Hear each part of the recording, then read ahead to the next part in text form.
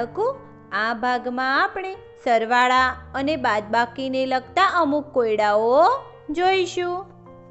આ છે સરવાળો અને આ છે બાદબાકી. એક દિવસ સરવાળો અને બાદબાકી ફરતા ફરતા એક સુંદર ગામમાં પહોંચી ગયા. અહીંયા દરેક ઘર પર એક પ્રશ્નાર્થ ચિહ્ન કરેલું છે. સરવાળો અને બાદબાકી તડકામાં ફરી ફરીને ખૂબ થાકી ગયા. એ વિચારે છે કે કોઈ એક ઘરમાં જઈને થોડો આરામ કરે. તે એક ઘરની સામે ઊભા છે, પરંતુ ઘરનો દરવાજો બંધ છે. ઘરની ઉપરની બાજુએ એક કોયડો લખેલો છે. આ ગામમાં 25 ઘર પીળા રંગના છે અને 20 ઘર વાદળી રંગના છે. ગામમાં કુલ કેટલા ઘર છે? પહેલા બાદબાકીએ ઘરમાં જવાની કોશિશ કરી.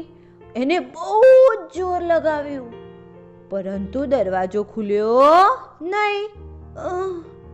હવે સરવાળો દરવાજા પાસે ગયો. અરે, આ શું?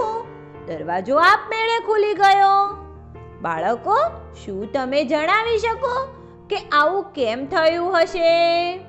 શું તેને ઘર પર લખેલા કોયડા સાથે કંઈક સંબંધ છે? જી હા બાળકો, તમે બિલકુલ સાચું વિચાર્યું. ઘર પર લખેલા કોયડાથી આપણે ગામમાં કુલ ઘરની સંખ્યા શોધવાની છે. આ કરવા માટે આપણે પીળા ઘરની સંખ્યા 25 અને વાદળી ઘરની સંખ્યા 20 નો સરવાળો કરવો પડશે, કેમ કે અહીં સરવાળાની પ્રક્રિયાનો ઉપયોગ કરવાનો છે.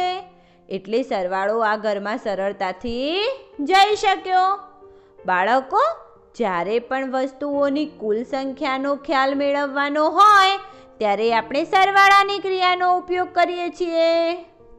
સરવાળો અને બાદબાકી તે ઘરમાં આરામ કરીને ફરીથી ગામમાં ફરવા લાગ્યા. આ વખતે તેઓ એક બગીચાની સામે આવીને ઊભા રહ્યા. સરવાળો અને બાદબાકી બગીચામાં જઈને રમવા માંગે છે, પરંતુ બગીચાનો દરવાજો બંધ છે અને તેના પર પણ એક કોયડો લખેલો છે.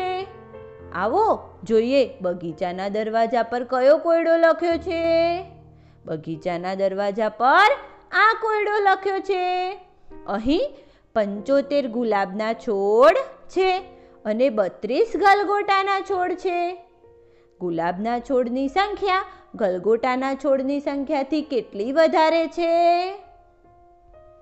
જી હા બાળકો, તમે બિલકુલ સાચું વિચારો છો. બગીચાના દરવાજા પર લખેલા કોયડાનો જવાબ મેળવવા માટે આપણે ગુલાબના છોડની સંખ્યા 75 માંથી ગલગોટાના છોડની સંખ્યા 32 બાદ કરવી પડે.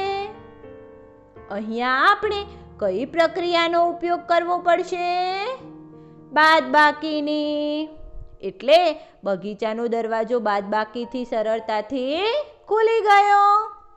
બાળકો, આપણે જ્યારે પણ કોઈ બે વસ્તુઓની સંખ્યાઓ વચ્ચેનો તફાવત જાણવાનો હોય ત્યારે આપણે બાદબાકીનો ઉપયોગ કરીશું. સરવાળો અને બાદબાકીએ બગીચામાં ખૂબ મજા કરી. બાળકો, આ ભાગમાં આપણે સરવાળો અને બાદબાકી સંબંધિત થોડાક કોયડા જોયા. આગળના બે ભાગમાં આપણે આના વધારે રસપ્રદ ઉદાહરણો જોઈશું.